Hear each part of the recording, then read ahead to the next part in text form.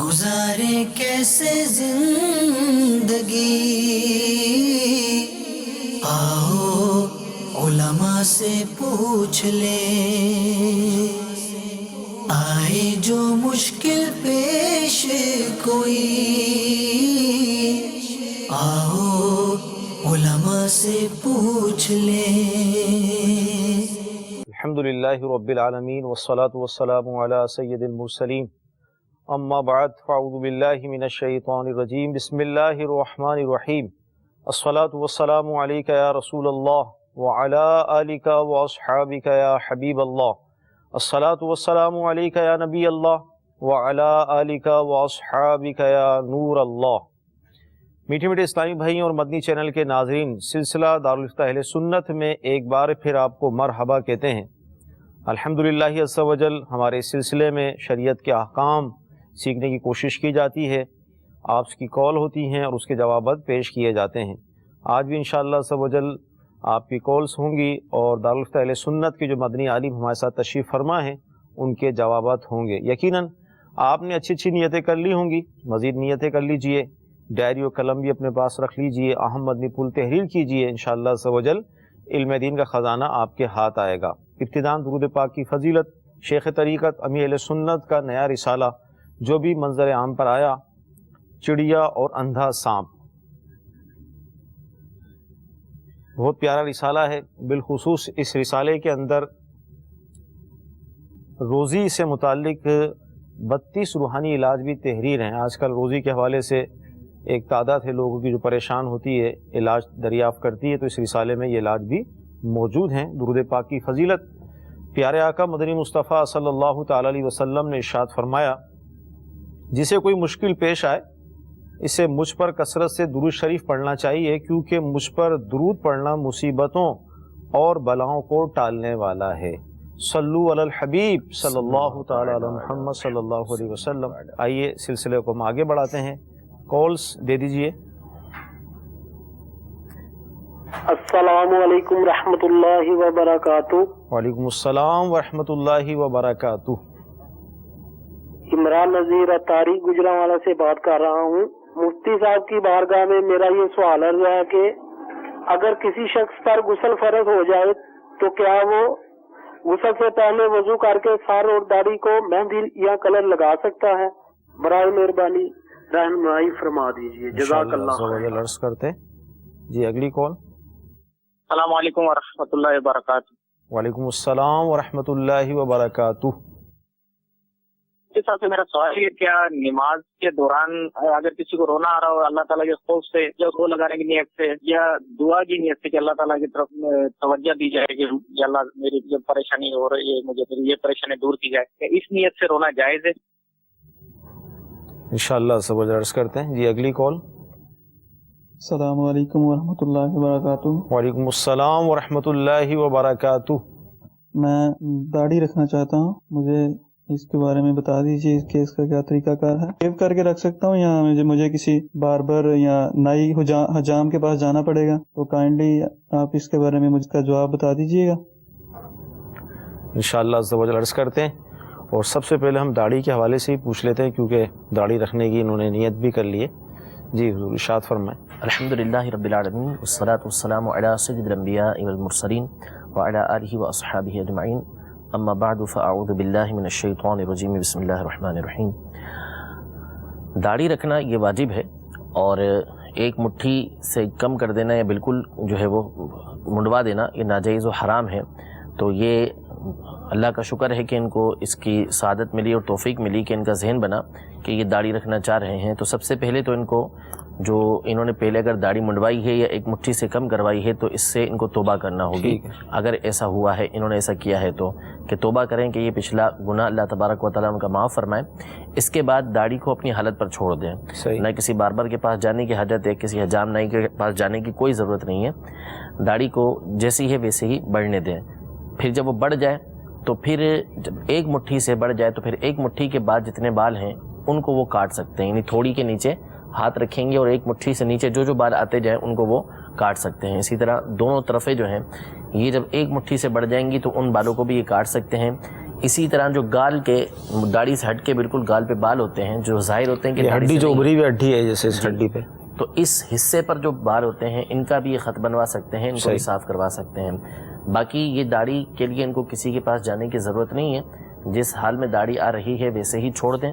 جب یہ ایک مٹھی کے برابر ہو جائے اور اس سے زیادہ ہونے لگے تو اتنی کم کروا سکتے ہیں کہ ایک مٹھی کے برابر ہو جائے، ایک مٹھی سے کم یہ نہیں ہونی چاہیے۔ اور مٹھی جو شروع ہوگی، جہاں سے شروع کرنا ہے وہ تھوڑی کے نیچے سے، یعنی یہ جو یہ چن ہے جہاں سے یہ اگر ہڈی ہے، بتا دیں جی یہ ہڈی ہے ہماری، تو یہاں سے شروع کرنا ہے اور اس کے نیچے جو بھی بال آ رہے ہیں ان کو یہ کاٹ سکتے ہیں، ٹھیک ہے۔ تو باقی یہاں سے جتنے جب تک ایک مٹھی کے برابر ہے اس وقت تک اس کو یہ نہیں کاٹ سکتے ہیں۔ اس سے نیچے جائے گا تو اس کے نیچے والے بالوں کو کاٹنا جائز ہے کہ ان کو یہ کاٹ سکتے ہیں۔ تو بہرحال ہم ان کو مبارکباد پیش کرتے ہیں کہ انہوں نے جو ہے وہ داڑھی رکھنے کی نیت کی ہے، اللہ تبارک و تعالیٰ اس پر استقامت بھی عطا فرمائے، اور دیگر جو ہمارے مسلمان بھائی ہیں، مرد ہیں، ان کو چاہیے کہ وہ نبی کریم صلی اللہ تعالیٰ علیہ وسلم کی اس سنت پر عمل کریں کہ یہ واجب ہے، نبی کریم صلی اللہ تعالیٰ علیہ وسلم کے طریقہ کار کو اپنائیں، غیروں کی نقل کو چھوڑیں اور وہ بھی داڑھی رکھنے کی سعادت حاصل کریں۔ اچھا، ہمارے ایسے ناظرین کے بارے میں آپ کیا ارشاد فرمائیں گے کہ سارے اس معاشرے میں ہم رہتے ہیں، بہت سارے افراد سے ملاقات بھی ہوتی ہے، یعنی وہ بڑی لاپرواہی کے ساتھ یا مطلب ٹالنے کے لیے کہہ دیتے ہیں کہ ہم تو گئے تھے اور اس نے جو حجام تھا اس نے داڑھی چھوٹی کر دی، خط بنوانے کے لیے گئے تھے، اور بڑی وہ یعنی اس کو اتنا ہلکا لے رہے ہوتے ہیں۔ اس حوالے سے کیا فرمائیں؟ یہ تو ان سے پوچھا جائے نا کہ اگر یہی کام وہ ان کے سر کے بالوں کے ساتھ کر دے، صحیح، یعنی اچھے بال رکھنے کے وہ عادی ہیں کہ بال خوبصورت رکھتے ہیں، اور وہ ان کے بال خراب کر دے تو پھر وہ جو حجام کا حال کریں گے صحیح، وہ انہیں کو معلوم ہے، یعنی وہ کہنے کی ضرورت نہیں ہے۔ صحیح، تو اگر حجام نے داڑھی چھوٹی کر دی، اگر اس کی جگہ یہ کچھ اور کر دیتا، ان کی گردن پہ اگر استرا لگ جاتا صحیح، تو یہ کیا کرتے؟ تو ظاہر سی بات ہے کہ ایک انتہائی ضروری کام سے یہ جا رہے ہیں، عظیم تو ان سنت کو جو ہے اس کی احتیاط کرنی چاہیے، اور نائی کے ہاتھ میں تو دینا ہی نہیں چاہیے معاملہ۔ صحیح، خود ہی ایک مٹھی جو ہے وہ اپنی مٹھی، اور مٹھی کا بھی لحاظ ظاہر سے اپنی اپنی مٹھی کا لحاظ ہے۔ اب یہ نہیں کہ چھوٹے بچے کی مٹھی آپ نے رکھ لی تو بالکل چھوٹی ہو جائے گی، صحیح، تو اس لیے آپ کی اپنی مٹھی کے اندر بال ہوں، اس کو آپ سنبھالیں اور نیچے سے وہ کاٹتا چلا جائے۔ صحیح، بس یوں آپ، اور کوشش کریں کہ یہ تو اتنا مشکل کام نہیں ہے، خود بھی کر سکتے ہیں، خود بھی جو نیچے کے بال ہیں اس کو کاٹ لیں۔ تو اس میں احتیاط ضروری ہے، یہ کوئی بہانہ نہیں چلے گا کہ نائی نے چھوٹی کر دی، اس پتہ ہوتا ہے اس وقت وہ چھوٹی کر رہا ہے تو اسی وقت اس کو ٹوک دیں اور روک دیں اس کو وہیں پر۔ ماشاء اللہ۔ تو ہمارے یہ ناظرین جنہوں نے ابھی ہمیں کال کی تھی، اللہ تعالیٰ آپ کو مزید برکت عطا فرمائے، بہت اچھی آپ کی نیت بنی، اس پر استقامت حاصل کرنے کے لیے دعوت اسلامی کے ماحول کو اختیار کریں، ہفتہ وار اجتماع میں تشریف لائیں، اچھی صحبت ملے گی، اچھا ماحول ملے گا تو شیطانی وسوسوں کی بھی انشاءاللہ عز و جل کاٹ ہو جائے گی۔ بعض اوقات جب آدمی داڑھی رکھتا ہے تو برے دوستوں کی صحبت جو ہے وہ ان کی طرف سے ملنے والے طعنے اور عجیب و غریب قسم کے جو الفاظ وہ استعمال کرتے ہیں، تو جب آدمی کی نیت بنتی ہے تو بعض اوقات وہ نیت بھی ٹوٹ جاتی ہے۔ تو آپ نے بہت اچھی نیت کی ہے، دعوت اسلامی کے ماحول کو اختیار کر لیں، انشاءاللہ عز و جل داڑھی کے ساتھ ساتھ دیگر سنتوں پر عمل کا بھی آپ کو انشاءاللہ جذبہ ملے گا۔ ہمارے عمران بھائی تھے، کسی پر اگر غسل فرض ہو گیا تو ان کی داڑھی ہے یا سر کے بال ہیں تو غسل سے پہلے اس پر مہندی وغیرہ لگا سکتے ہیں وہ؟ ہاں، غالباً انہوں نے بولا وضو کر کے، وضو کر کے۔ تو دیکھیں اگر وضو کر لیا اور پانی ان حصوں پر ڈال دیا، غسل کے اندر ان کو دھونا فرض ہے، صحیح، ان حصوں پر پانی ڈال لیا ہے، اب اس کے بعد وہ مہندی لگانا چاہتے ہیں تو مہندی اس پہ لگا سکتے ہیں، کیونکہ جب ان حصوں کو وہ دھو چکے ہیں، یعنی سر کے بالوں کو دھو چکے، وضو میں تو مسح کرنا ہوتا ہے، غسل میں پورے سر کے اوپر پانی بہانا ہے، تو اگر سر پہ اچھی طریقے سے پانی بہا چکے ہیں کہ پانی جو ہے وہ سر کے ایک ایک حصے کے اوپر پہنچ چکا ہے، اب اس کے بعد اس کے اوپر وہ مہندی لگانا چاہتے ہیں تو مہندی لگا سکتے ہیں، پھر اس کے بعد جو ہے وہ غسل کر لیں، جو جسم کے دیگر اعضاء ہیں ان کو دھونا یہ پڑے گا۔ تو بہرحال طریقہ تو یہی ہے کہ اس میں بہرحال سنت مشکل سے ادا ہوگی، صحیح، کیونکہ سنت اس طرح نہیں ہے، وہ تو جو پہلے وضو کرنا ہے، پھر اس کے بعد جو ہے وہ اپنے سیدھے کندھے پر پانی ڈالنا، پھر الٹے کندھے پر پانی ڈالنا، پورے جسم پر پانی ڈالنا ہے، تو وہ ایک ہی ساتھ سلسلہ ہوتا ہے، تو یہ سنت ان سے چھوٹ جائے گی، تو اس لیے بہتر یہی ہے کہ غسل کر لیں، غسل کرنے کے بعد جو ہے یہ اپنی داڑھی اور سر پر مہندی لگا لیں، اس کے بعد پھر دھو لیں خالی اسی کو، جی بالکل، دوبارہ نہانے کی حاجت بھی نہیں پڑے گی۔ جی حاجت بھی نہیں پڑے گی۔ نماز کے اندر رونا آ رہا ہے، ایک تو خوف خدا سے بھی ہوتا ہے، بعض اوقات عشق رسول سے بھی رونا ہو جاتا ہے، یا بعض اوقات اپنے اوپر آنے والی مصیبتوں بلاؤں کے حوالے سے بھی آدمی کو رونا آ جاتا ہے، یا کوئی خوف خدا کی آیت سنی، تو اب ارشاد فرمائے کہ اس میں رونا جائز ہے نہیں ہے، اس حوالے سے کیا ہے؟ دیکھیے رونا تو جائز ہے، یعنی لیکن اپنی پریشانی کی بنیاد پر جو ہے وہ نہیں رونا چاہیے۔ نماز کے اندر جو ہے جو بندے کی توجہ ہے وہ اللہ تبارک و تعالیٰ کی طرف ہونی چاہیے۔ یعنی حدیث پاک میں تو یہ ارشاد فرمایا کہ احسان یعنی نیکی یہ ہے کہ انت عبد اللہ کأنک تراہ، کہ اللہ تبارک و تعالیٰ کی عبادت اس طرح کرو گویا کہ تم اللہ تبارک و تعالیٰ کو دیکھ رہے ہو، اور اگر یہ نہیں کر سکتے تو فإنہ یراک، اللہ تبارک و تعالیٰ تو تمہیں دیکھ رہا ہے، کم از کم یہ تصور باندھو۔ تو بندے کو نماز کی حالت میں اپنی پریشانیوں کی طرف توجہ نہیں کرنی چاہیے، اللہ تبارک و تعالیٰ کی جو نعمتیں ہیں، اللہ تبارک و تعالیٰ کی جو صفات ہیں ان کی طرف بندے کو غور و فکر کرنا چاہیے، یہ تصور جمانا چاہیے کہ میرا رب عز و جل مجھے دیکھ رہا ہے۔ تو اپنی پریشانیوں کی طرف توجہ نہ کریں، اور رونا آئے تو اللہ تبارک و تعالیٰ کی یاد میں رونا آئے، اللہ تبارک و تعالیٰ کے خوف سے یا اس کی نعمتوں کو یاد کر کے شکر کے طور پر جو ہے وہ بندے کی آنکھوں سے آنسو نکل آتے ہیں تو کوئی حرج نہیں ہے، اس میں اچھی بات ہے یہ۔ لیکن دنیاوی جو آفات و بلائیات ہیں اس پر رونے کے حوالے سے؟ ہاں اس پر نہ روئیں، اور اس کو تو نماز میں تصور لانا ہی نہیں چاہیے نا کہ نوبت یہاں پر پہنچے کہ بندہ جو ہے وہ روئے۔ ٹھیک، تو کوشش یہ کی جائے کہ نماز کے اندر اللہ تعالیٰ کے خوف سے، اس کی محبت میں، اس کی صفات پر غور و فکر کرتے ہوئے ہم ایک کاش روئیں، ایک کاش ایسی نماز ہمیں نصیب ہو۔ جی اگلی کال دیجیے گا۔ میرے کو ایک بات کرنی تھی کہ آپ اسے اٹھتے ہیں تو اس سمے کہ وہ جو سمع اللہ لمن حمیدہ اور ربنا لک الحمد کے ایک ساتھ بولنا چاہیے کہ آپ یا پھر صرف سمع اللہ لمن حمیدہ وہ امام بولیں گے یا پھر ربنا لک الحمد اپن کو بولنا ہے؟ انشاءاللہ تو عرض کرتے ہیں۔ جی اگلی کال دیجیے گا۔ حضرت محدثین عرض کر رہا ہوں، میرا سوال دراصل یہ ہے کہ اللہ لمن حمیدہ کہتا ہے تو کیا امام کے لیے ربنا لک الحمد کہنا کیا ہے؟ برائے کرم جواب سے نواز دیجیے۔ انشاءاللہ عرض کرتے ہیں۔ جی اگلی کال دیجیے گا۔ میں انڈیا حیدرآباد سے عرض کر رہا ہوں، میرا سوال دارالفتہ میں یہ ہے کہ پیسے جو ملتے ہیں رستے کا کیا کرنا چاہیے؟ پیسے جو ملتے ہیں کہیں سے گرے پڑے جو مل گئے، انشاءاللہ عز و جل عرض کرتے ہیں۔ جی اگلی کال دیجیے گا۔ میرا نام محمد حفیظ شاہ کوہاٹ سے بول رہا ہوں۔ میرا مفتی صاحب سے ایک سوال پوچھنا تھا کہ جب امام سجدہ سہو کرے اور جو کوئی ایک رکعت سے یا دو رکعت سے رہ جائے تو کیا وہ امام صاحب کے ساتھ سجدہ سہو کرے گا؟ انشاءاللہ عز و جل عرض کرتے ہیں۔ یہ دو سوال ایک جیسے ہی تھے۔ رکوع سے اٹھتے وقت یعنی امام نے سمیع اللہ لمن حمیدہ کہا تو اب امام بھی ربنا لک الحمد کہے گا، ایک تو یہ، دوسرا یہ ہے کہ اگر مقتدی ہے تو وہ کیا کہے گا، وہ دونوں کہے گا، ایک کہے گا؟ تو ایک جی اچھا سا جواب ہے۔ امام جو کہے گا وہ فقط سمیع اللہ لمن حمیدہ کہے گا، امام کے لیے یہی سنت مبارکہ ہے، اس نے فقط سمیع اللہ لمن حمیدہ کہنا ہے، یعنی جس وقت رکوع سے کھڑا ہونا شروع ہوگا اس وقت کہنا شروع کرے گا اور قیام میں جا کے حمیدہ پورا کر لے گا۔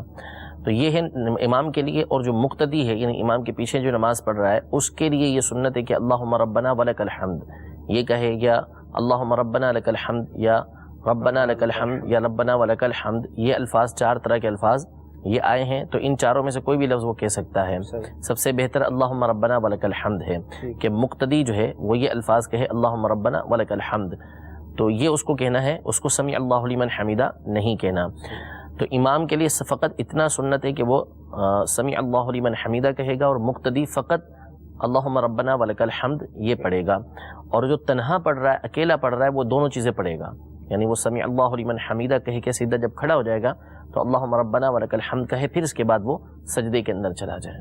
اچھا، اس میں یہ ارشاد فرمائے کہ جس کی فرض رکعت نکلی ہیں اس کے اندر یہ کہے گا جو مقتدی ہے یا منفرد جو اکیلا نماز پڑھ رہا ہے، نفل پڑھ رہا ہے، سنتیں پڑھ رہا ہے، تو ان سنتوں میں بھی دونوں ہی کہے گا، یہ ایک کہے گا؟ نہیں، سبھی، یعنی اکیلا جو پڑھ رہا ہے نا، تنہا جو پڑھ رہا ہے وہ یہ دونوں چیزیں ادا کرے گا، یعنی سمیع اللہ لمن حمیدہ بھی کہے گا اور اللہم ربنا ولک الحمد بھی کہے گا۔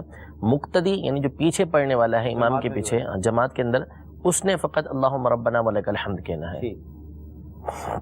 پیسے ملے کسی کو، کہیں سے کوئی رقم ملی، کوئی شے ملی، کوئی چیز ملی، اس حوالے سے کیا حکم ہے اس کا ارشاد فرمائیں؟ جی، اس کو لقطہ کہتے ہیں شریعت کے اندر۔ تو پیسے یوں اگر گرے پڑے کہیں ملے ہیں، کوئی چیز ملی ہے، تو اس کو اٹھانے کی مختلف صورتیں ہیں کہ وہ پہلی بات تو یہ کہ وہ اٹھا کس نیت سے رہا ہے۔ اگر تو نعوذ باللہ اس نیت سے اٹھایا کہ میں اس کو اپنے استعمال میں لے آؤں گا تو یہ غصب کہلاتا ہے، قبضہ کر لینا کسی کی چیز پر۔ اس صورت میں تو اس پر لازم ہوگا کہ وہ پھر اس کو تلاش کرے گا، جس کی چیز ہے اس کے لیے ہر مکان پر تلاش کرنے کی اس کو کوشش کرے گا، جو جو اس کے لیے ممکن ہوگا اعلانات کر کے کسی بھی طریقے سے تلاش کر کے اس تک پہنچائے گا۔ اگر وہ نہیں ملتا جس کی وہ چیز ہے، یعنی اتنے عرصے تک وہ اعلان کر لیتا ہے، ڈھونڈ لیتا ہے اس کو کہ جتنے عرصے تک ایسی چیز کی جو تلاش ہوتی ہے وہ مالک کرتا رہتا ہے، یعنی معمولی چیز ہے، علاقے کو دیکھا جائے گا کہ ایسے علاقے میں ایسی چیز مثلا 1 دن تک مالک تلاش کرتا ہے یا 2 دن تلاش کرتا ہے، 3 دن، پھر اس کے بعد نہیں تلاش کرتا، یا 1 گھنٹہ تلاش کرتا ہے، 2 گھنٹے تلاش کرتا ہے، ایسی چیز کو اس کے بعد نہیں تلاش کرتا، تو پھر اس کے بعد جو ہے جب یہ دل میں پکا گمان ہو جائے، غالب ظن ہو جائے، خیال جم جائے کہ اب اس کا مالک جو ہے وہ اس کی تلاش سے مایوس ہو چکا ہوگا، اس کو ملنے سے مایوس ہو چکا ہوگا، تو اس صورت میں حکم شرعی یہ ہے کہ اس رقم کو وہ لازمی کسی شرعی فقیر کو دے گا، جبکہ اس نے اس نیت سے اٹھایا ہو کہ میں اس کو اپنے استعمال کے اندر لاؤں گا۔ اور اگر کہیں جا رہا ہے، کوئی چیز نظر آئی، تو اس کو اندیشہ تھا کہ کوئی دوسرا اٹھا کے لے جائے گا، اب اس نیت سے اٹھاتا ہے کہ میں اس کے مالک تک پہنچاؤں گا، اب اس نے اس نیت سے اٹھا لی اس چیز کو، تو اب اس کو اختیار ہے کہ چاہے تو اسی مقام پہ دوبارہ رکھ دے، اور چاہے جو بہتر طریقہ ہے وہ یہ ہے کہ وہ مالک کو تلاش کرے، جتنا تلاش کر سکتا ہے اس چیز کے حساب سے کہ اس کا مالک اس کو تلاش کر رہا ہوگا اتنے عرصے تک، تو اتنا تلاش کرنے کی کوشش کرے، اعلان کروائے، جو ہے یعنی چیز بتا دے کہ مجھے کوئی چیز ملی ہے، اس کی نشانیاں نہ بتائے، تاکہ جو آ رہا ہے مالک وہ بغیر نشانیاں بتا کے اس سے وہ چیز لے لے، حاصل کر لے، یعنی اس کا اعلان کرے وہ بغیر نشانیاں بتائے، یا رقم ملی ہے یہ نہ بتائے کتنی رقم ملی ہے۔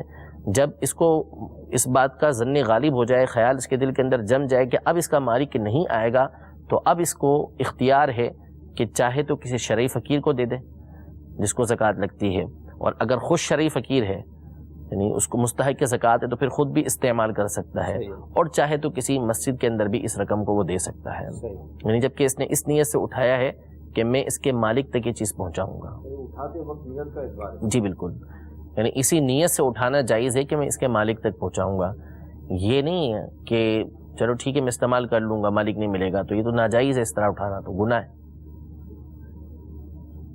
امام صاحب جو ہیں وہ سجدہ صاحب کر رہے ہیں، کسی کی ایک رکعت نکل گئی یا جو بھی، تو وہ بھی کرے گا؟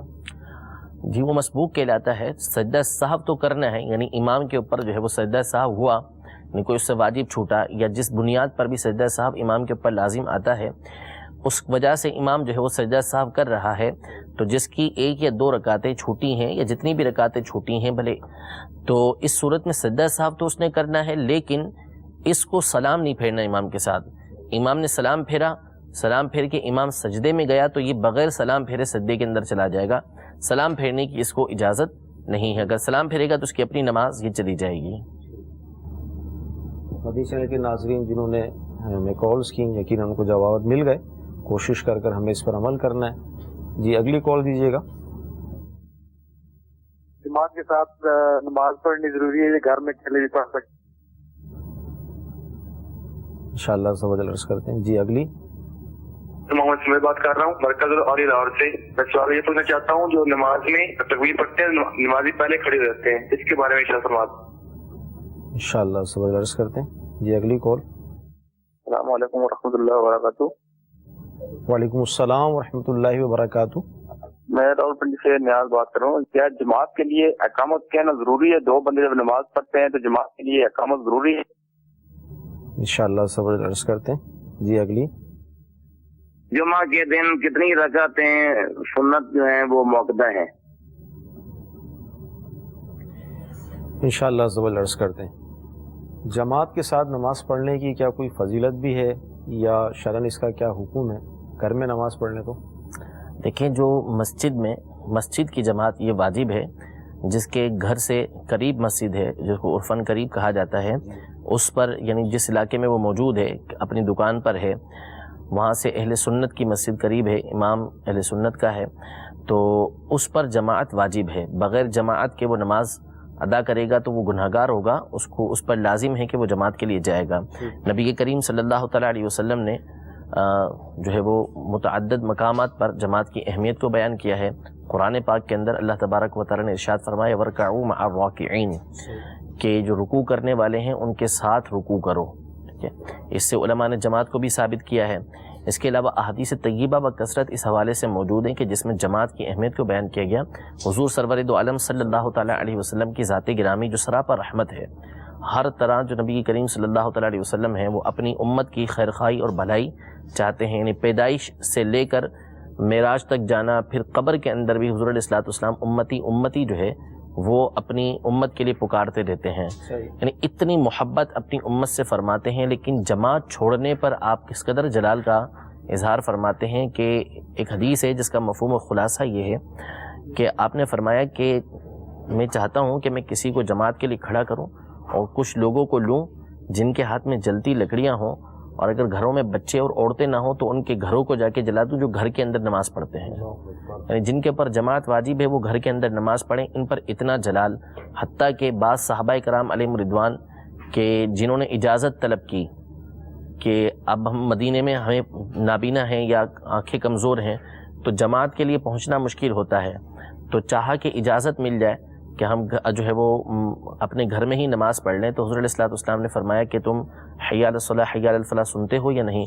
فرمایا سنتے ہیں. تو پھر حکم دیا کہ مسجد میں آ کے نماز پڑھا کرو. تو یعنی اس قدر جماعت جو ہے وہ شریعت کو مطلوب ہے، اتنا پسندیدہ کام ہے، اور حکم دیا گیا ہے اس کا کہ بندہ جو ہے وہ جماعت کے ساتھ نماز پڑھے.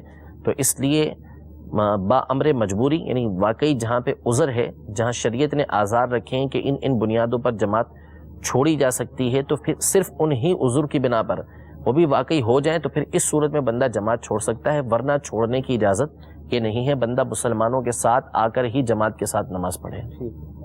یہ اس میں بھی جو آپ نے جواب ارشاد فرمایا اس میں کچھ یعنی آپ نے وعید اور اس طرح کی ارشاد فرمائے، کچھ فضائل بھی اگر ارشاد فرماتے ہیں جماعت سے، کیونکہ انسان کی فطرت ہے، بعض ڈر کر کام کرتے ہیں، بعض فضائل حاصل کرنے کے لیے کرتے ہیں. تو جماعت کے ساتھ نماز پڑھنا یہ تنہا نماز پڑھنے سے 25 سے 27 گنا افضل بیان کیا گیا کہ اتنا زیادہ اس کو نماز کا ثواب ملتا ہے. پھر عقلی بات یہ ہے کہ دیکھیں ہم جو ہے وہ نماز میں یہ کہتے ہیں ایاک نعبد و ایاک نستعین، کہ اے رب عز و جل ہم تجھ ہی سے مدد مانگتے ہیں اور تو تیری ہی عبادت کرتے ہیں اور تجھ ہی سے مدد مانگتے ہیں. حالانکہ بندہ اکیلا پڑھ رہا ہوتا ہے لیکن اس میں وہ کہتا کیا ہے کہ ایاک نعبد، ہم تجھ ہی سے مدد، تیری ہی عبادت کرتے ہیں. تو یہ کہنے کی وجہ کیا ہے؟ علماء اس کا ایک نقطہ یہ بیان کرتے ہیں کہ بندے کی اپنی عبادت یہ ناقص ہو سکتی ہے. وہ سب کو ملا کے جب بولے گا نا تو کسی نہ کسی کے ساتھ مل کر اس کی جب نماز بارگاہ رب العزت میں پہنچے گی تو ہو سکتا ہے کہ ان کی وجہ سے اللہ تبارک و تعالیٰ اس کی نماز کو بھی اپنی بارگاہ کے اندر قبول فرما لے. تو اس لیے جماعت کی اہمیت بہت زیادہ ہے. احادیث طیبہ اس حوالے سے کافی ساری موجود ہیں، لہذا جماعت کی فضیلت کو حاصل کرنے کے لیے ہمیشہ جماعت کے ساتھ ہی کہ نماز پڑھنی چاہیے. اور مسجد اللہ تعالیٰ کا گھر ہیں، شاعر اسلام ہیں، تفریح گاہیں آباد ہوں. لوگ تفریح گاہوں پر کتنا طویل سفر کر کر پہنچتے ہیں تفریح کرنے کے لیے، دنیاوی مزے حاصل کرنے کے لیے. آپ کے محلے میں مسجد ہو، اللہ کا گھر ہو، اور وہ اللہ نہ کرے ویران ہو، تو یہ پورے محلے کے لیے باعث محرومی بد نصیبی ہے. تو لہذا اپنے مسجدوں کو آباد کریں. مسجدیں آباد ہوں گی تو ہمارے لیے انشاءاللہ عز و جل برکتیں رحمتیں ہوں گی. حضور ارشاد فرمائیے کہ جو اقامت ہے اس پر کب کھڑا ہونا چاہیے؟ عموماً مختلف صورتیں لوگوں کی پائی جاتی ہیں. دیکھیں عام طور پہ ہمارے یہاں اقامت اسی وقت کہی جاتی ہے کہ جب امام جو ہے مصلی پر ہوا کرتا ہے. تو جب امام مصلی پر موجود ہو مسجد میں تو اقامت کے لیے کھڑا ہونا جو طریقہ کار ہے فقہ حنفی کی تمام ہی کتب کے اندر، حتیٰ کہ امام محمد رحمۃ اللہ تعالیٰ علیہ جو امام اعظم ابو حنیفہ رضی اللہ عنہ کے مشہور و معروف شاگرد ہیں اور حنفی مذہب کے پیشوا ہیں، محرر مذہب کہلاتے ہیں، جنہوں نے حنفی مذہب کی کتابیں لکھی ہیں. یعنی حنفی مذہب کی جو کتب ہیں وہ ساری کی ساری تقریباً امام محمد کی لکھی ہوئی ہیں. مسائل جو آئے ہیں ہمارے سامنے وہ امام محمد کے ذریعے تقریباً پہنچے ہیں. تو امام محمد رحمۃ اللہ تعالیٰ علیہ کی کتاب ہے موطا امام محمد کے نام سے. موطا امام محمد جو حدیث کی بھی کتاب ہے اور اس میں آپ نے فقہی مسائل بھی ان احادیث کی روشنی کے اندر بیان کیے ہیں. امام اعظم کا مذہب بھی بیان کیا، موقف بھی بیان کیا اس کے اندر. اس میں بھی آپ نے اسی بات کو بیان فرمایا ہے کہ جو نمازی ہے اس کو چاہیے کہ وہ اس وقت کھڑا ہو جب حی علی الصلاۃ حی علی الفلاح کہا جائے. تو اس وقت بندے کو جو ہے وہ نماز کے لیے کھڑا ہونا چاہیے. اس کے علاوہ فقہ حنفی کی جس قدر کتب ہیں، جتنی کتابیں ہیں، آپ دیکھتے چلے جائیں تو تقریباً ہر کتاب کے اندر یہی بات لکھی ہوئی ہے کہ مقتدی کو اسی وقت کھڑا ہونا ہے جب حی علی الصلاۃ حی علی الفلاح کہا جائے. یعنی حی علی الصلاۃ پر جب مؤذن پہنچے کہتے ہوئے تو اس وقت وہ کھڑا ہونا شروع ہو اور حی علی الفلاح پر وہ کھڑا ہو چکا ہو. تو اس پر ہمارے علماء نے رسالے بھی لکھے ہیں اور اس حوالے سے کافی طویل جو ہے وہ فتاوی بھی موجود ہیں، جیسے وقار الفتاوی مفتی اعظم پاکستان مفتی وقار الدین صاحب رحمۃ اللہ تعالی علیہ، ان کا وقار الفتاوی ہے. تو اس میں تقریباً 28 سے 30 کتابوں کے حوالے سے فقہ حنفی کی یہ بیان کیا ہے کہ حی علی الصلاح حی علی الفلاح اس پر کھڑا ہونا سنت مبارکہ ہے. یعنی بعض کتابوں میں حی علی الصلاح ہے، بعض میں حی علی الفلاح ہے. تو اعلیٰ حضرت نے یہ بیان فرمایا کہ حی علی الصلاح پر کہنا جب پہنچے تو کھڑا ہونا شروع ہو تو حی علی الفلاح تک وہ کھڑا ہو جائے، تو دونوں پر عمل ہو جائے گا. اس کے علاوہ ملک العلماء ظفر الدین بہاری رحمۃ اللہ تعالی علیہ جو آلت کے خلیفہ ہیں، انہوں نے بھی اپنے فتاوی کے اندر تقریباً 50 سے 55 کتابوں کے حوالے سے اس بات کو ثابت کیا ہے کہ جو طریقہ کار ہے، جو سنت ہے، وہ یہی ہے کہ حی علی الصلاح حی علی الفلاح پر یہ کھڑا ہوا جائے. تو اس لیے جب مکبر جو ہے وہ تکبیر کہہ رہا ہو، اقامت کہہ رہا ہو، تو اس وقت بیٹھا رہا جائے. فتاوی عالمگیری کے اندر اور دیگر کتابوں کے اندر اس کو مکروہ کہا کہ اس وقت کھڑا ہونا مکروہ ہے کہ وہ ابتدا سے کھڑا ہو جائے. لہذا کھڑا اسی وقت ہو جب کہنے والا تکبیر کے اقامت کہنے والا جب پہنچے حی علی الصلاح پر تو اس وقت کھڑا ہونا شروع ہو، اور حی علی الفلاح پر وہ جب پہنچے تو وہ بندہ کھڑا ہو جائے. یعنی ہمیں جواب یہ ملا کہ ہمیں حی علی الصلاح حی علی الفلاح پر کھڑا ہونا چاہیے. حی علی الصلاح کہنے پر کھڑا ہونا شروع ہونا ہے، اور حی علی الفلاح پر جب وہ پہنچے گا تو بندہ اتنی دیر میں کھڑا ہو چکا ہوگا. یعنی ہم یہ کہہ سکتے ہیں کہ جو دعوت اسلامی جو مساجد بنا رہی ہے، جہاں دعوت اسلامی کا مدنی کام ہے جن مسجدوں میں، تو وہاں پر اقامت سے پہلے یہ جملہ بھی بولا جاتا ہے کہ حی علی الفلاح پہ کھڑا ہونا سنت ہے. تو یہ جملہ ہم بولتے ہیں درست ہے. فتاوی بزازیہ جو مشہور و معروف فتاوی ہے فقہ حنفی کا، اس کو احسن الفتاوی بھی بولتے ہیں، بہت پرانا فتاوی ہے یہ. تو اس میں واضح الفاظ لکھے ہوئے ہیں کہ من السنتی ان یقوم علی حی علی الفلاح، کہ سنت میں سے یہ ہے کہ اس وقت کھڑا ہو جب حی علی الفلاح کہا جائے. تو اس میں من السنتی کے الفاظ موجود ہیں. اس طرح اور کتابوں کے اندر بھی یہ بات موجود ہے. ماشاءاللہ. اچھا، اقامت ضروری ہے؟ 2 افراد بھی ہوں تو اقامت کہیں گے؟ بالکل اقامت کہی جائے گی، حتیٰ کہ بندہ اکیلا بھی نماز پڑھ رہا ہے تو ایک حدیث پاک ہے مصنف عبد الرزاق کی، کہ جس کا مفہوم و خلاصہ یہ ہے کہ اللہ تبارک و تعالیٰ اس چرواہے سے بڑا خوش ہوتا ہے کہ جو پہاڑ کی چوٹی پر یہ کسی تنہا مقام پر ہے اور وہاں پر وہ اذان و اقامت کے نماز ادا فرماتا ہے، نماز ادا کرتا ہے، اکیلا ہے. تو اس میں بھی یہ حکم دیا گیا ہے. تو 2 بھی پڑھ رہے ہیں تو اس وقت بھی وہ اقامت کہیں گے. سبحان اللہ. جمعے کی سنت موقدہ کتنی ہے؟ جمعے کی سنت موقدہ جو ہیں جن پر اتفاق ہے وہ تو سنتیں جو جمعے کی 2 فرض ہیں اس سے پہلے کی جو 4 سنتیں ہیں وہ سنت موقدہ ہیں، اور جمعے کے بعد جو 4 سنتیں پڑھی جاتی ہیں وہ سنتیں موقدہ ہیں. 2 سنتیں جو اس کے بعد پڑھی جاتی ہیں اس میں علماء کا اختلاف ہے کہ آیا یہ سنت موقدہ ہیں یا نہیں ہیں. صحیح یہ ہے کہ یہ سنت موقدہ نہیں ہیں، سنت غیر موقدہ ہیں، لیکن بہرحال ان کو چھوڑنا نہیں چاہیے کہ سنت غیر موقدہ بھی پڑھنی چاہیے، ان کو چھوڑنے کی عادت یہ نہیں بنانی چاہیے. صحیح. ماشاءاللہ عز و جل بہت پیارے جوابات ہمیں مل رہے ہیں. اللہ تعالیٰ عمل کی توفیق عطا فرمائے. جی اگلی کال دیجیے. مفتی صاحب، میرا آپ سے یہ سوال ہے، کیا مریض کو قضا نمازوں کا فدیہ دے سکتا ہے یا نہیں؟ جواب فرما دیجیے. السلام علیکم ورحمۃ اللہ وبرکاتہ. وعلیکم السلام ورحمۃ اللہ وبرکاتہ. انشاءاللہ عرض کرتے ہیں. جی السلام علیکم ورحمۃ اللہ وبرکاتہ. وعلیکم السلام ورحمۃ اللہ وبرکاتہ. برکت علی میں لیا سے بات کر رہا ہوں. جی جمعہ نماز کے اول صف میں جو ہے نا، اگر کوئی بچہ ساتھ میں کھڑا ہو اس کے کیا نماز اس میں ہو سکتی ہے کہ نہیں ہو سکتی؟ السلام علیکم ورحمۃ اللہ وبرکاتہ. وعلیکم السلام ورحمۃ اللہ وبرکاتہ. جی اگلی کال.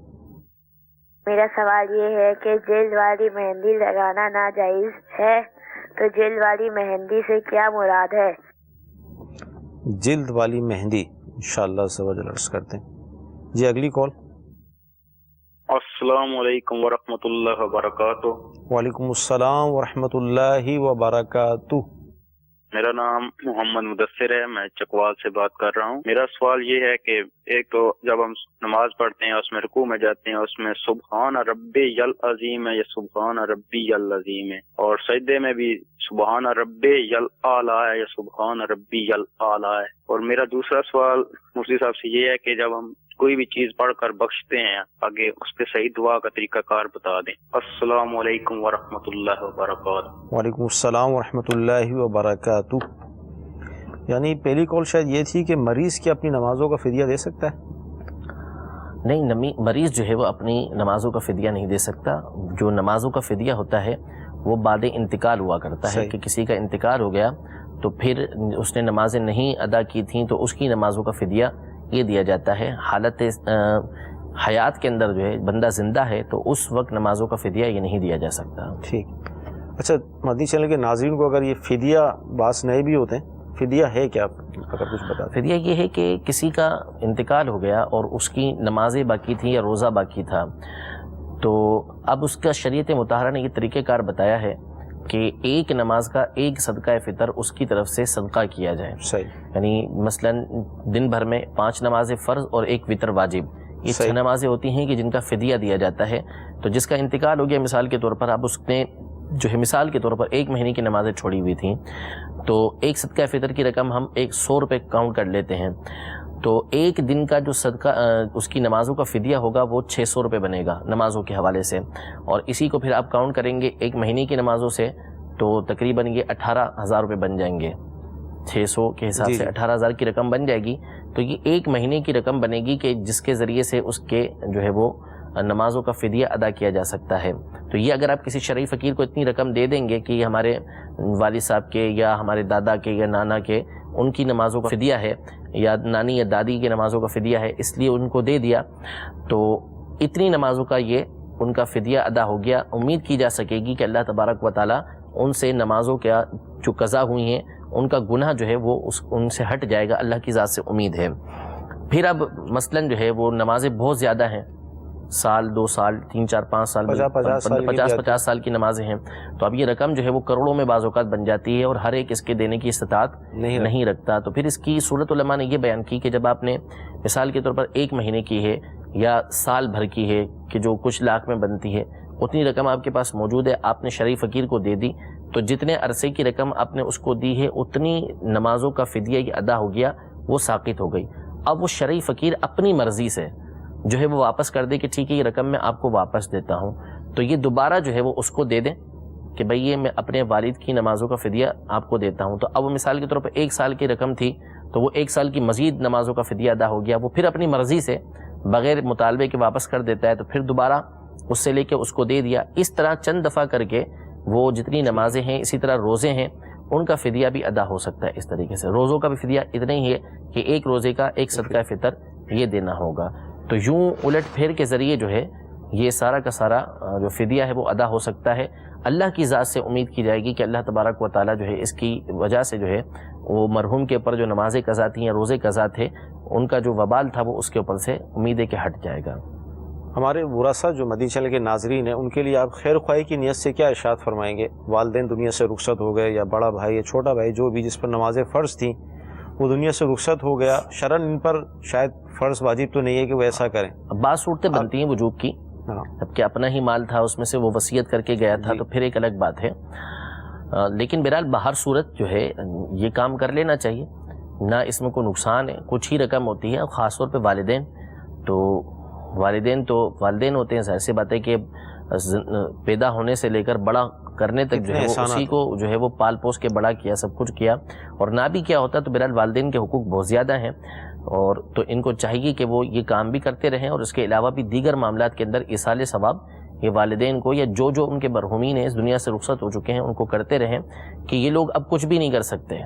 सही, यानी कोई नेकी अब इनको करने का इख्तियार नहीं रहता, ये सिर्फ जो जिंदा होते हैं उनकी तरफ से भेजी गई नेकियों के सवाब के मुंतज़िर रहते हैं कि इनकी तरफ वो सवाब भेजा जाए। तो इसलिए हर एक को चाहिए कि जो इस्तिताअत रखता है थोड़ी बहुत भले एक अरसा दराज में भले वो कर सके तो वो करना चाहिए उसको, भले तवील टाइम लग जाए लेकिन इसको आहिस्ता आहिस्ता ये काम कर लेना चाहिए ताकि अल्लाह ना करे कि वो मामला उनके साथ हो तो उनसे वो मामला दूर हो सके।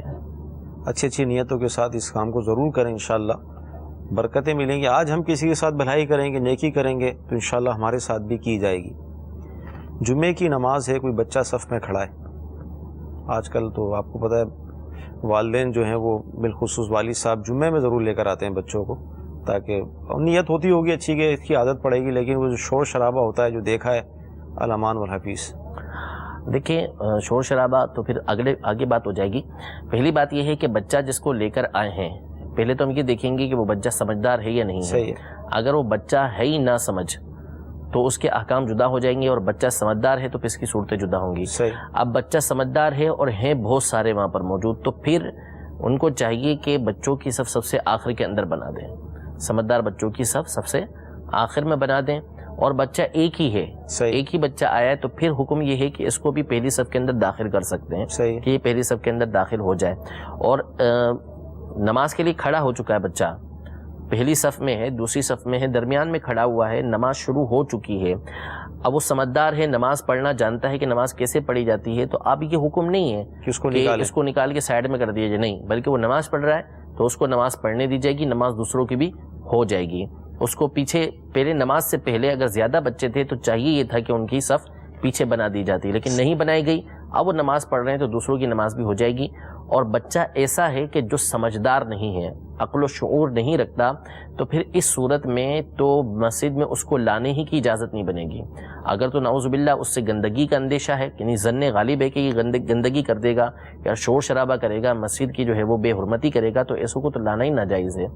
ٹھیک ہے، تو اس لیے ایسے بچوں کو نہیں لانا چاہیے. اچھی بات ہے کہ بچے کی عادت بنے، لیکن جب بچہ اتنا سمجھدار ہو جائے کہ مسجد کے آداب کو بجا لائے گا، احترام بجا لائے گا، تو اس کے بعد اس کو مسجد کے اندر لے کر آئیں. ہم سب سے زیادہ جو امت کے خیر خواہ ہیں وہ نبی کریم صلی اللہ علیہ وسلم کی ذات گرامی ہے. خود ارشاد فرماتے ہیں کہ انما جعلت قرۃ عینی فی الصلاۃ، کہ نماز کے اندر جو ہے وہ میری آنکھوں کی ٹھنڈک بنائی گئی ہے. کہ لوگ نماز ادا کریں تو حضور علیہ الصلوۃ والسلام کی آنکھوں کی ٹھنڈک والا کام کر رہے ہوتے ہیں، لیکن اس کے باوجود نبی کریم صلی اللہ تعالی علیہ وسلم بچوں کے حوالے سے ارشاد فرماتے ہیں کہ جنبوا مساجدکم، کہ اپنی مسجدوں کو بچوں اور پاگلوں سے بچاؤ. ٹھیک، حضور علیہ الصلوۃ والسلام نے بچوں سے مسجدوں کو بچانے کا حکم دیا. یعنی ایسے بچے کہ جو مسجد کا ادب و احترام نہیں کر سکتے اور شور شرابہ کریں گے، اس میں گندگی کر دیں گے، تو ایسے بچوں کو نہیں لانا چاہیے. جب وہ اس قابل ہو جائیں، سمجھدار ہو جائیں، اور آپ سمجھتے ہیں صرف محبت نہیں، اپنا بچہ سب کو پیارا ہوتا ہے، صرف محبت نہیں بلکہ واقعی یہ سمجھتے ہیں کہ یہ بچہ جو ہے وہ مسجد کا احترام بجا لائے گا اور مسجد کے اندر ادھر ادھر بھاگتا نہیں پھرے گا، ایک طرف بیٹھاؤں گا تو ایک طرف بیٹھے رہے گا، تو پھر اس کے بعد آپ مسجد میں بچوں کو لانا شروع کریں، اس سے پہلے نہ لایا کریں. ٹھیک. جلد والی جو مہندی ہوتی ہے جس کا جرم بن جاتا ہے، تہہ بن جاتی ہے، اس کا حکم ارشاد ہو. دیکھیں مہندی تو جو بھی ہوگی اس کا جرم تو بنے گا ہی بنے گا. اصل جو مسئلہ ہے وہ یہ ہے جو بیان کیا گیا ہے کہ مہندی، بعض مہندیاں کون مہندی آتی ہیں. اب ان میں سے بعض کون مہندی جو آ رہی ہیں وہ کیمیکلز والی آتی ہیں، اور ایسے کیمیکل والی آتی ہیں کہ جن کو جب ہم اسلامی بہنیں لگاتی ہیں تو لگانے کے بعد جب ہاتھ دھوتے ہیں، عام مہندی ہوگی اس کو ہاتھ دھوئیں گے، اس کا جو اوپر کا تہ ہوتی ہے وہ ساری اتر جاتی ہے، پپڑی بن کے، پاپڑیاں بن کے اس کی اترتی رہتی ہے، وہ ختم ہو گئی. ٹھیک ہے، لیکن بعض جو مہندیاں ہیں جرم والی یعنی کون والی، جن میں کیمیکل ڈلا ہوتا ہے، وہ جب لگائی جاتی ہیں اس کے اوپر، ہاتھوں کے اوپر، ایک جسم کے کسی حصے پر، تو جب ہاتھ دھوئے جاتے ہیں تو ہاتھ دھونے کے بعد پہلی دفعہ تو وہ ساری پپڑی بن کے اتر گئی، وہ نکلنا وہ جو تھا وہ نکل گیا. اب اس کے بعد اس پر جو مہندی موجود ہوتی ہے وہ بظاہر ایسا محسوس ہوتا ہے کہ اس کا رنگ ڈیم ہوتا جا رہا ہے، کلر ڈیم ہوتا جا رہا ہے، لیکن جب یہ برتن دھوتی ہیں یا ہاتھ دھوتی رہتی ہیں تو وہ پپڑی بن کے جلد بن کے اترتی رہتی ہے. تو دارالفتہ اہل سنت کی ابھی تک کی جو تحقیق ہے وہ یہی ہے کہ ایسی جو مہندیاں بازار کے اندر آئی ہوئی ہیں، کہ بعض مہندیاں، ہر مہندی کے بارے میں ہم نے کلام نہیں کیا، بعض کون مہندیاں ایسے کیمیکل والی آئی ہوئی ہیں کہ جن کا جرم ایسا بنتا ہے کہ پہلی دفعہ دھونے کے بعد بھی ان کا جرم باقی رہتا ہے اور وہ پپڑی بن کر اترتا رہتا ہے. اور کئی مہندیاں ایسی موجود ہیں کہ جن میں کیمیکل نہیں ہے یا اس طرح بنائی گئی ہیں کہ وہ لگائی جائیں تو اس صورت میں ہاتھ دھو کر پہلی دفعہ وہ ختم ہو جاتی ہیں. اب یہ تجربہ ہمیں نہیں کہ کون سی مہندی ایسی ہوگی کون سی نہیں ہوگی، یعنی جو دیکھی گئی ہم نے جو تجربہ کیا مفتیان کرام نے بچوں کے اوپر دیکھ کر، تو اس میں یہ بعض مہندیوں کے حوالے سے یہ چیز سامنے آئی ہے. تو اس لیے ایسی مہندیاں لگانے سے یہ بچا جائے گا. مہندی لگانی ہے تو پھر ایسی مہندی ہو کہ جس کا ایسا جرم نہ بنے کہ جو دھونے کے بعد جو ہے وہ اترے نہ. ٹھیک. رکوع کی تسبیح اور سجدے کی جو تسبیح ہے اس کا صحیح تلفظ کیا ہے؟ ارشاد فرمائیں. وہ سبحان رب یل عظیم اور سبحان رب یل اعلیٰ کہہ رہے تھے، اور پوچھ رہے تھے کہ یہ ٹھیک ہے یا ربی صحیح ہے. تو یہ عربی کا جو تلفظ ہے اس میں یہ بے اور تے اور یہ فے اور یہ چیزیں نہیں ہیں. صحیح. اسی طرح رو تو تو یہ نہیں ہے، یعنی تو جو پڑھتے ہیں نا تو ربو یا بو کر کے پڑھ دیں گے، یہ پیش کو یعنی جو اردو کا انداز ہے اس میں پڑھتے ہیں، یہ عربی کے اندر نہیں ہے. صحیح. عربی کے اندر ہے ربی، یعنی با کے نیچے جب زیر پڑھیں گے تو بی پڑھیں گے. یہ مجہول انداز میں نہیں پڑھیں گے، اس کو امالہ کرنا کہتے ہیں کہ ربے کر کے پڑھیں، یہ نہیں پڑھا جائے گا. عربی تلفظ ربی ہے. اسی طرح پیش آئے گا تو اس میں جیسے نو رو تو وہ نو رو نہیں پڑھیں گے، غفار رو پڑھیں گے، غفار رو نہیں پڑھیں گے. ٹھیک ہے. تو صحیح تلفظ جو ہے وہ ہے سبحان ربی العظیم، سبحان ربی الاعلی. صحیح. ربی ہے، ربے نہیں ہے. ٹھیک. جو اپنی نیکیاں وغیرہ ہم بخشتے ہیں، وسیلہ پیش کرتے ہیں، تو اس میں اس کے الفاظ کیا کس طرح نیکیوں کو ایصال کریں؟ اس کا پورا طریقہ امیر علیہ سنت کی تصنیف ہے، فاتحہ کا طریقہ، اس کا مطالعہ فرما لیں. اس میں تفصیل کے ساتھ لکھا ہے کہ جو پڑھا ہے اس کو پہلے تو اللہ رب العزت کی بارگاہ میں یہ عرض کریں کہ اللہ تبارک و تعالیٰ اس کو قبول فرمائے اور اپنی رحمت کے شائن نشان اس پر ثواب عطا فرمائے. اور جو وہ ثواب عطا فرمانا چاہتا ہے تو سب سے پہلے نبی کریم صلی اللہ تعالیٰ علیہ وسلم کی بارگاہ میں اس ثواب کو پیش کریں کہ اللہ تبارک و تعالیٰ ہم حضور علیہ الصلوۃ والسلام کی بارگاہ میں اس کو پیش کرتے ہیں، تو قبول و منظور فرما.